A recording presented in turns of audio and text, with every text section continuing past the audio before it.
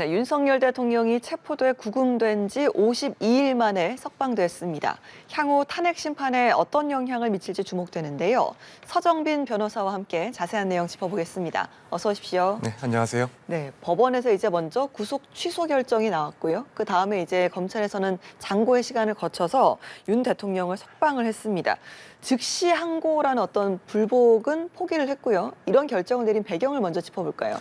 네, 우선 이 구속 취소 결정이 나오고 나서 이제 검찰에서는 상당히 고민을 많이 했을 거라고 개인적으로는 생각을 하고 있습니다. 실제로도 이 구속 취소 결정이 있고 나서 다음 날까지 고민 끝에 네. 또 한편으로는 대검에서의 지시가 있었음에도 불구하고 이 특수본에서는 또 다른 의견을 내면서 그랬죠. 내석방 지휘에까지 시간이 조금 더 걸렸던 것을 보면 상당히 신중하게 검토를 했다라고 생각을 하는데 결국 몇 가지 쟁점들을 고민을 했을 거라고 생각을 하고 있습니다.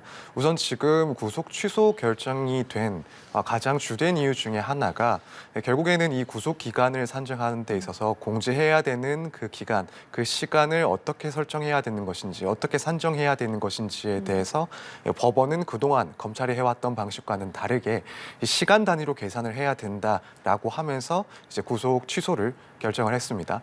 사실 이 구속 기간을 산정하는 문제는 검찰 입장에서는 매우 중요하고 또 예민하게 판단할 수밖에 없는 그런 부분입니다. 네. 왜냐하면 모든 사건들은 사실 구속을 했을 때 검찰을 거쳐서 구속영장을 청구를 하게 되고 또 검찰 입장에서 이 구속된 피의자를 기소하는 과정에서 그 기간 만료 이전인지 이후인지를 판단하는 것은 당연히 가장 중요한 문제일 수밖에 없기 때문에 무척 예민한 그런 쟁점이 되는 그런 상황이었는데 그렇기 때문에 여기에 대해서 기존 검찰 방식과 다른 기준을 제시한 법원의 판단에 대해서 불복을 해야 되는 것 아닌가라는 그런 내부적인 의견도 상당히 강했을 거라고 예상이 됩니다.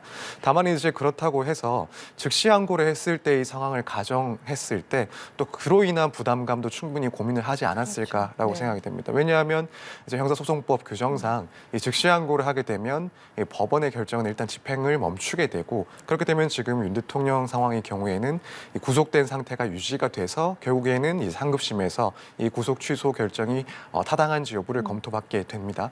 그러면은 이제 이후에 만약 이 중앙지법에서의 판단과 동일하게 구속 취소가 타당하다라는 판단을 다시 한번 받게 된다면 이 기간 동안 이제 구속돼 있던 상태에 대해서 이제 윤 대통령 측이나 혹은 지지자들 측에서는 당연히 강한 비판을 할 수밖에 그렇죠. 없는 예. 상황이 발생할 거고 또 나아가서는 이 본안 판단에 있어서도 이런 위법적인 혹은 타당하지 않은 그런 구속이 이어진 상황에서 재판이 계속되는 거기 때문에 당연히 윤 대통령 측에서는 이런 점들도 결국 위법하다, 불법하다라는 점을 주장을 할 수가 있을 겁니다. 특히 이제 또 한 가지 의견이 제시가 됐던 것이 이 구속 취소 제도는 아니지만 유사한 성질의 제도인 이 구속 집행 정지 제도에서 원래는 마찬가지로 즉시 항고 규정을 두고 있었는데 여기에 대해서 이제 헌법재판소에서 그 규정이 위헌이다라는 판단을 또 한 바가 있기 때문에 그렇다면 검찰 입장에서는 즉시 항고를 했을 때 결론을 바꿀 수 있을지 혹은 위헌적인 문제가 또 지적되지 않을지를 신중히 고민할 수밖에 없지 않았을까.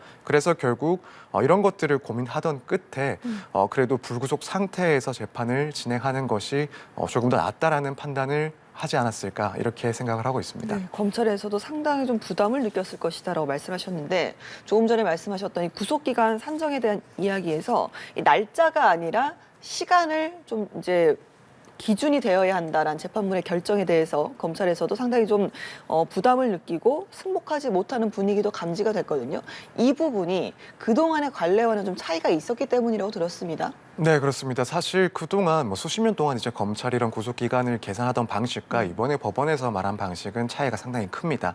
일단 예시를 들자면 예를 들어 오늘 저녁 10시에 그 구속과 관련된 서류가 법원에 접수가 됐다. 네. 그리고 내일 오전 10시에 그 서류를 반환받았다라고 하면 기존까지는 이제 검찰에서 계산을 할 때는 오늘 그리고 내일 포함을 해서 이틀 동안 구속 기간이 이제 연장이 된다라는 산정을 했었습니다. 그런데 이제 법원에서는 지금 이제 기준에 의하면 12시간이 걸렸으니까 그 12시간만큼 구속 기간에서 빼고 구속 기간이 연장되는 것이다라는 이제 새로운 기준을 제시를 한 거죠.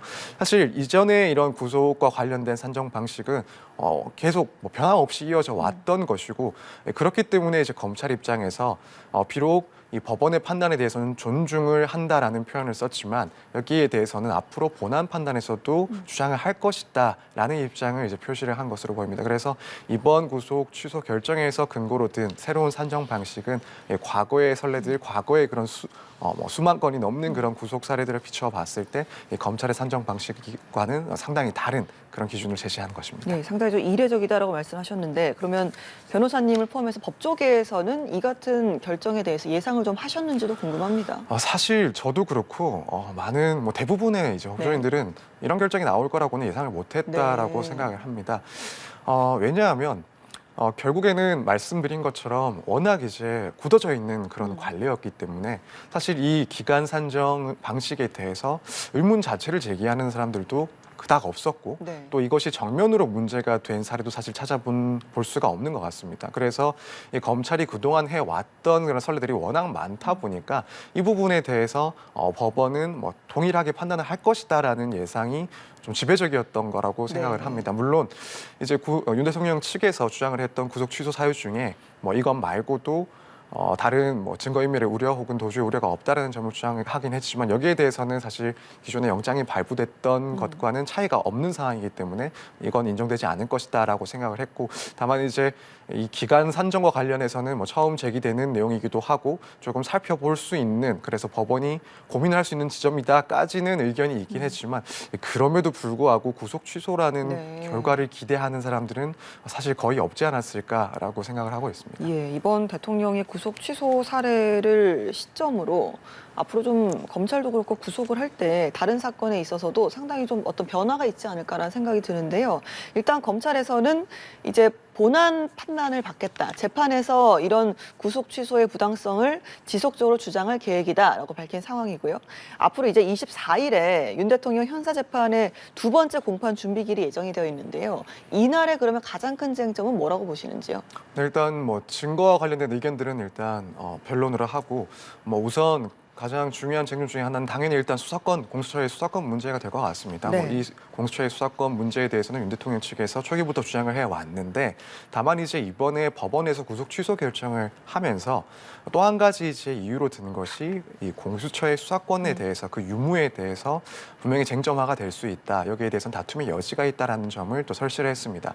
그렇다면은 윤 대통령 측에서는 이제 과거 이전까지는 이 법원들에서 영장과 관련해서는 사실상 공수처의 수사권을 전제를 하고 발부가 됐었지만 지금 최근에 이 중앙지법에서의 결정에 의하면 여기에 대해서 최소한 다툼의 여지가 있다라는 것은 네. 인정이 되는 것이니 그렇다면 이 수사권 문제에 대해서 다시 한번 좀 더 강조를 하는 상황이 오지 않을까 이렇게 생각이 되고 이제 또 하나의 쟁점이 될 수가 있는 것은 결국 이제 이 기소의 적법성 문제를 윤 대통령 측에서 좀 부각시키지 않을까 생각을 합니다.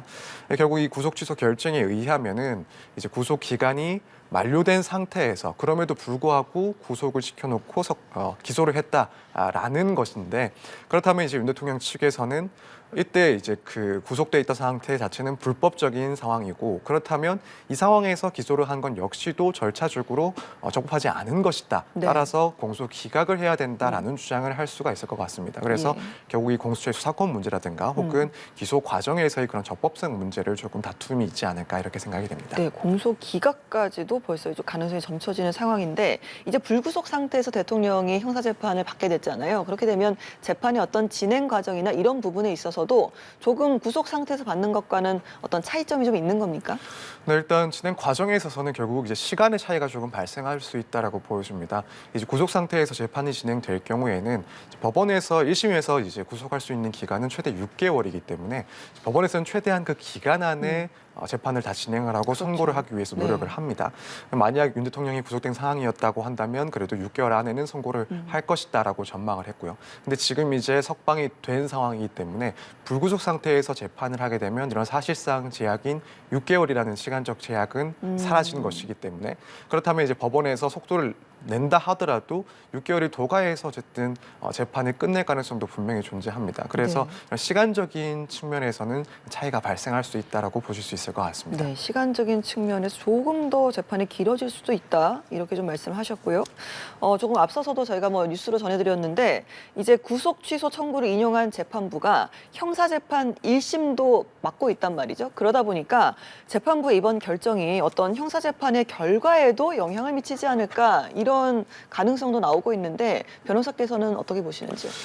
사실 그 점은 뭐 지금 예단하기는 조금 쉽지는 않은 것 같습니다. 네. 일단 최소한 그래도 이번 구속 취소 결정과 관련해서 조금 생각해 볼 수 있는 것은 이번 재판부에서 윤 대통령 측이 주장을 하는 공수처의 수사권 문제 네. 등에 대해서도 일단 관심을 가지고 있다. 이 정도로 평가를 하는 게 맞지 않을까라고 생각이 되고 왜냐하면 구속 취소 결정을 하면서 이 부분 언급은 했지만 다툼의 여지가 있고 앞으로 이제 쟁점이 될 수 있다라는 취지 정도로 판단을 한 것이지 네. 그렇다고 해서 공수처의 수사권이 있다 없다를 판단한 것은 아니기 때문에 그렇게까지 해석할 것은 아닌 것 같습니다. 그래서 이제 결국에는 앞으로의 진행 과정에서 윤 대통령 측에서 이런 공수처의 수사권 문제라든가 혹은 수사의 적법성 문제를 충분히 강하게 주장을 할 것으로 보이고 또 당연히 여기에 대해서 검찰은 반박을 할 것으로 예상이 되는 상황에서 이제 재판부는 이 문제에 대해서는 어쨌든 신중하게 판단을 할 것이다라는 정도로 예상을 해볼 수 있을 것 같습니다. 알겠습니다. 이제 여기에다 또 탄핵 심판을 관련해서 보시는 분들도 많은데 뭐 일각에서는 지금 뭐 헌재에서는 일단 변론 절차가 끝났기 때문에 헌재의 판단에는 큰 영향을 미치지 않을 수도 있다라는 목소리도 있고요. 혹은 어떤 이 헌재도 다시 또 이제 들여다봐야 된다 이런 의견도 있습니다. 어떻게 보시는지요?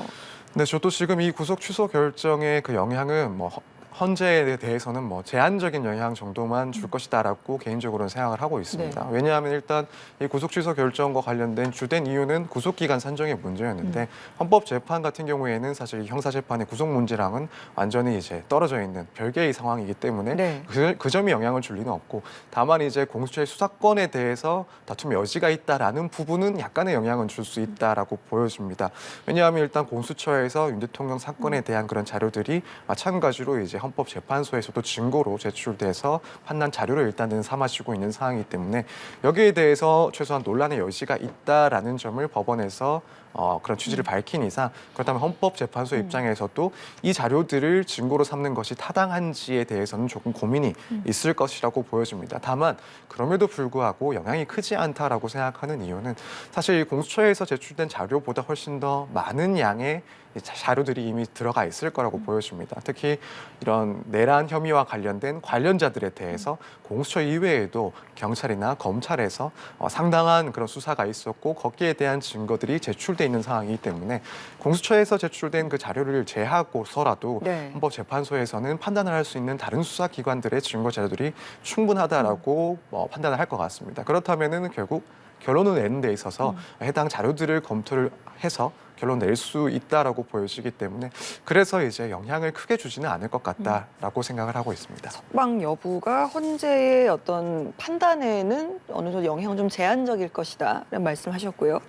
지금 탄핵 심판의 이제 선고가 어느 시점에 나올 것이냐 이 부분도 좀 여러 가지 설왕설래가 나오고 있는 상황인데 앞선 대통령 전직 대통령 탄핵 심판 같은 경우는 한 최종 변론부터 선고까지가 2주 정도 소요가 됐고 또 둘 다 금요일에 선고가 나왔더라고요. 그래서 이제 돌아오는 주 금요일이 될 것이다 이런 이야기가 나오고 있는데 이런 부분이 이제 대통령의 석방과 선고 시점은 그러면 영향은 없을 것이냐 이 부분은 좀 어떻게 보세요?